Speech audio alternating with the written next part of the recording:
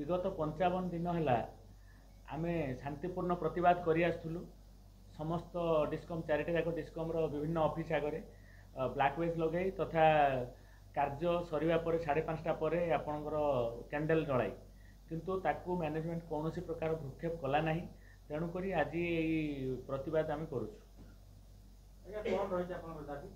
आमर दाबी मुख्यतः 6टा खंडे अच्छी जो थे कि सभ्य माने जो माने आमर सभ्य अच्छा एसोसिएशन कर्मकर्ता तथा आपण ऑफिस बेयर मानक 11 जन विभिन्न प्रकार एक्शन नि जहाँकि न्यायोचित नुह ताकू से माने अविरत विलंबरे माने अविलंबे ताकू प्रत्याहृत करने आमर प्रथम दाबी अच्छी। ता छड़ा आमर जी चाकरी शर्तावली बा सर्विस कंडीशन को बारंबार भायोलेसन करुच्ची मैनेजमेंट ताकू मध्य अति शीघ्र प्रत्याहृत करू बोली आमर दाबी रही। यह छड़ा किसी जगह प्रमोशन साउथ को एवं वेस्ट को एरिया टीपीएसओडीएल और टीपीडब्ल्यूडीएल वर्तमान से एरिया रे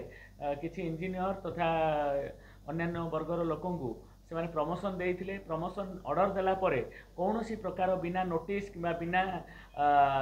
शुणाणी रे से माने पुणी से प्रमोशन ऑर्डर को कैंसिल कर दिगले जहाँकि ओडिशा इतिहास रे बोधे प्रथम होइथिबो जे प्रमोशन ऑर्डर बाहरुची और राताराती कैंसिल मध्य हो जाउची 3 दिन पर 4 दिन पर जोटा को आम विरोध करुचु ए प्रकार अन्याय करने कथा नुह तेणु ताकू मध्य प्रत्याहृत करा जाऊ। तापर चतुर्थ आमर अच्छी लैटरल एंट्री वर्तमान ओडिशा रे शह शह इंजीनियरिंग कॉलेज अच्छी बहुत पिला चार्टर्ड अकाउंटेंट अच्छा एमबीए अच्छा विभिन्न प्रकार अच्छा किंतु आम देखुचु ओडिशा रे 60,000 निजुक्ति ना रे केवल आपणकर कौन कहले जो खुंटी चढ़ापी बीए कर्मचारी आमर एंगेज करा जायछि जो मानकर जीवन जाउछि किंतु बड़ बड़ ऑफिसर जो मानकर 80 लाख 90 लाख कोटी पैकेज से माने सब ओडिशा बाहर लोक जोटा को वर्तमान आम विरोध करुचु जे जदि तुमको करिवार अछि ताहले हाईएस्ट पोस्ट आम ओडिशा सरकार हाईएस्ट पोस्ट मध्य गोटे इंजीनियरिंग चीफ किंबा आपणकर सेक्रेटरी मध्य चीफ सेक्रेटरी अच्छी से दरमा मध्य 2.5 लाख 3 लाख रु ऊर्ध्व हो नाही किंतु आपण एठारे कोटी टंका 2 कोटी टंका पैकेज रे को हिसाब रे रखिचंती जोटा कि ओडिशा लोकंक ऊपर तार भार पड़ुछि तेणु ताकू मध्य आम विरोध करुचु जहाँ भी पोस्टिंग करिवो आम कैडर रे पोस्टिंग करा जाऊ पार्श्व प्रवेश को आम विरोध करुचु।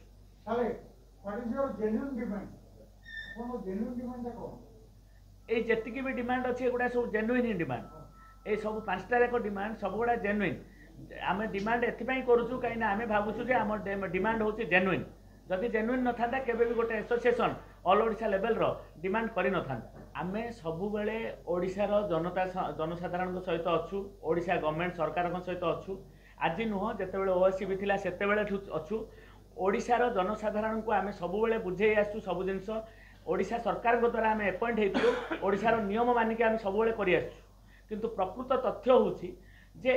आम होचु